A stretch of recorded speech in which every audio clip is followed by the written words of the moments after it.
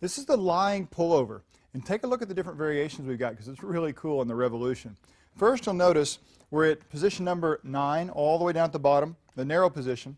I've also got the handles in the D-ring that's closest to the grip so that he can bring his arms back as far as possible.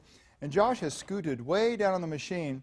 His knees are even over the side of the leg extension, which allows him to extend his arms up all the way for the starting position. Now he's going to move as far as he can through the range of motion. Probably the big thing to look for is what he's doing with his shoulder blades. A lot of times when people do this, they throw their shoulders real far forward, and he's kind of keeping his shoulders near the bench backwards, especially as he finishes the motion.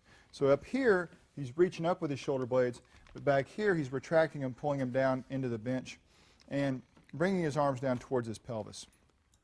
Now the other variation, surprisingly, is you can change the arm position, the adjustable arm position, to the exact opposite and create a really neat variation on this exercise. But let me show you a trick.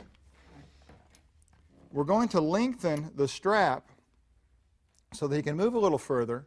But the way I set this up to begin with, I put both D-rings through the snap hook to begin with, so I don't have to unsnap one and then snap the other. I can save time by just unsnapping, if I can get my fingers to work, by just unsnapping the short one, and it extends right out to the long one, and now he's ready to go. Now, what does this do? Well, it's obviously a shorter range of motion. He can't start from clear up here, but it increases the amount of resistance that he has down at the bottom, because previously when he got to the bottom, that cable was laying right along his arm because the pulley was down here.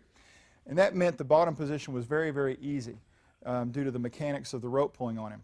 So here the rope is pulling at an angle. When he finishes, that increases the resistance at the bottom. So these are very different variations. One with more range and at some points less resistance.